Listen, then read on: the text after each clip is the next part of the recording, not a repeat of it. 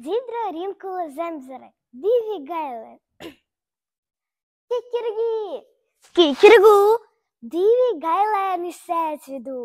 Divi gailēni lielīti saka, kurš no tiem labāk dziedāt māk. Kikirgi, kad dziedu es, līgu es mežu galotnes. Kikirgu, bet kad es vējš pa gaisu akmeņus nes. Kikirgi, tas nav nekas. Jūra man dziedot, viļņojas, bet man dziedot, zeme trīs, tu nekad man netiec līdz.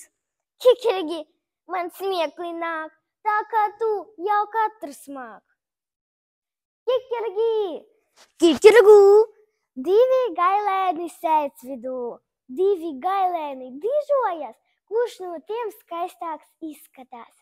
Kikirgi, man spalva spīd, un tik mīkstas tās kā zīds.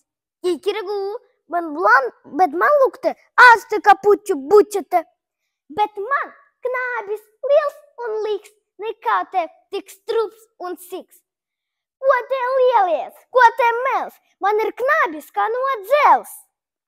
Kikirgu, jau ceļu griez, iekausti tevi nāgi nies. Kikirgu, nāc tuvāk, nāc, pārmaci tevi nesas prāts. Ak, tas šausmas, kas notikās. Abi gailēni sakāvās, bet ko guva no cīņas šīs?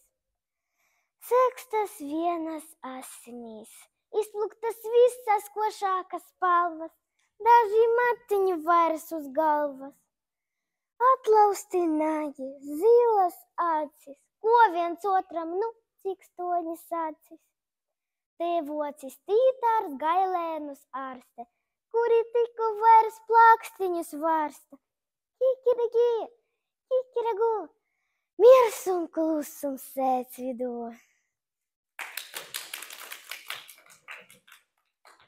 Māra Zālīte. Fragments no grāmatas Tango un Tūtīne. Kurorts.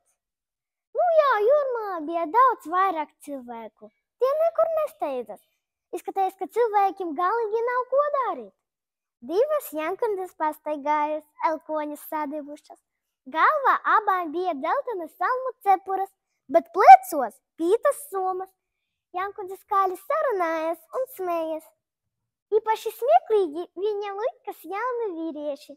Kad tādi parādījās, jankundas smējas vēl skaļāk. Vai šis ir ciems? Tango prasīja jankundzim.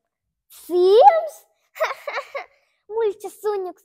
Ne taču, šis ir kurorts, viena tricināja dubultzodu. Ciems? Šis ir smalks kurorts, lielais slamzāk.